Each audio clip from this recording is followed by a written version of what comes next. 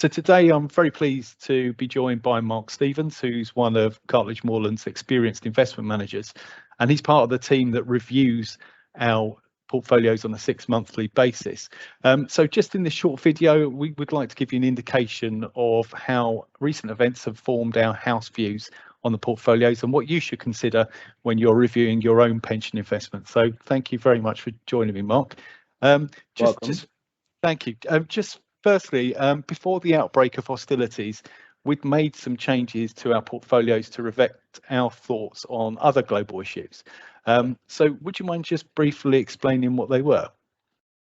Yes, this was back in January. We looked at our asset allocation, looked at fund allocations as well, and I think what we came out with, we were a little bit overweight in the UK, slightly overweight than our benchmark indicates.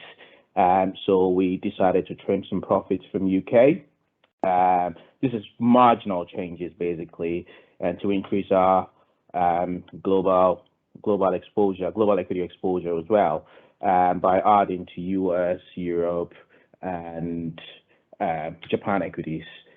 Most importantly, the Japan equity exposure was to tap into attractive valuations within the region. We did reduce our fixed interest exposure as well on the back of potential interest rate rises. Of course, these may not necessarily go ahead as aggressive as planned initially. However, we still think central governments have duty to try and dampen down inflation by putting interest rates up, although this would be at a gradual pace. So generally, I mean, just to simplify, what we've done is we've increased our international equity exposure by marginally reducing UK exposure, and some fixed interest holdings as well. Fixed interest by way of just sort of trimming down our UK more corporate bond exposure and slightly some of the gilt exposure, not massively. So it's just really enhancing diversification within the portfolio and making sure we take a balanced view across our portfolios. And so am I right in thinking that inflation can have a really detrimental effect on some of the lower risk assets, that we would normally hold in the portfolio? Of course. That's probably one of the reasons why we trimmed our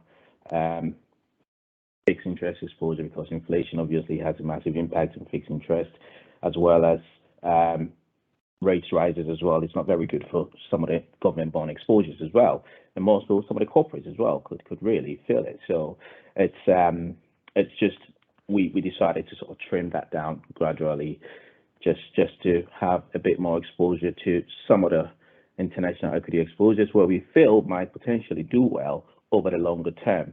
Of course, since we made these changes, we have seen some drastic events happen within economies, i.e., Russia invading Ukraine, and this has created a bit of volatility. But I'm sure we'll go a bit more deeper into that at some point within this conversation.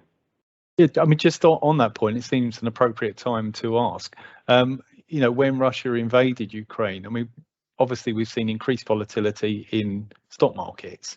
I mean, how do you think that's likely to pan out? Has that all been priced in at the moment, and what effect does that have perhaps on other non-stock market based asset classes?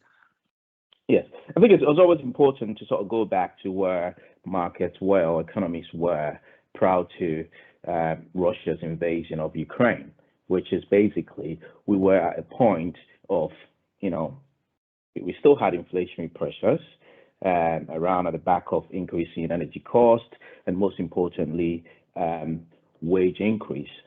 And that was driven by shortage in skilled labor forces, both in the US and the UK felt that. So that obviously did trigger some sort of inflation within the economy. So we were facing that. And of course, we had some supply chain disruptions as well, and that is, sort of intertwined with all these inflationary pressures as well. So just a bit of background to that.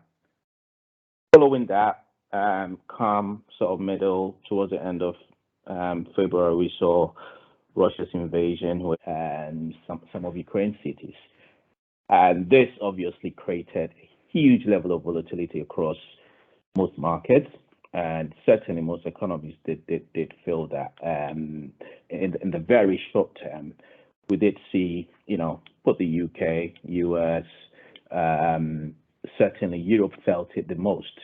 So anytime there's this sort of conflict combined with sanctions, that have massive effects on these markets. So it has been, there's been that. The implications this could have on markets going forward is it could potentially extend that inflationary pressure we were already having.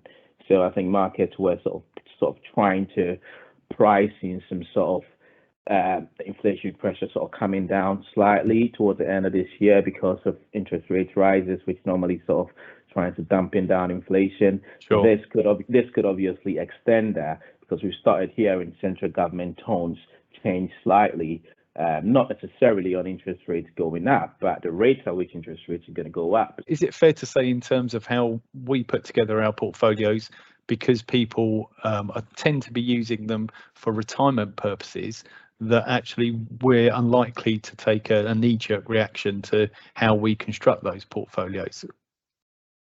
You're absolutely right. We haven't made any changes to the portfolio, given what's going on. We haven't actually made any significant changes to it because we feel we're well diversified to start with, and that's how we've always run portfolios at how Cartlidge Morland, and we always try to. What we tend to do best is try and pick good stock picking funds. One of the biggest winners, certainly as far as our portfolios are concerned, is our allocation to alternatives. And in our alternative baskets, we do have commercial property, which has held up very well, although in more so historic times, we all know commercial property is quite illiquid and could be subject to suspensions. But we keep an eye on that. We've looked at our allocation and maybe reduced it slightly as part of what the changes we made back in January. Yeah. So we sort of allocate modest allocation to property, which has done well for us. So yes, excellent. One final question from me really is, you mentioned that some of the commodity markets and some of the oil and gas shares have obviously been boosted by what's been going on. Presumably in funds, let's say, that are investing in a socially responsible way, they're unlikely to have benefited from those sort of positive returns, and perhaps are more bound by what's going on in the inflationary pressures in the world economies. Is that fair to say? Well, they've been massively hurt. I'd put it over the last, well, certainly year to date, given what's going on with energy related stocks. So fossil fuel stocks have done very well, and but naturally, most of these ESG funds we hold are invested in companies that are relatively small companies, which normally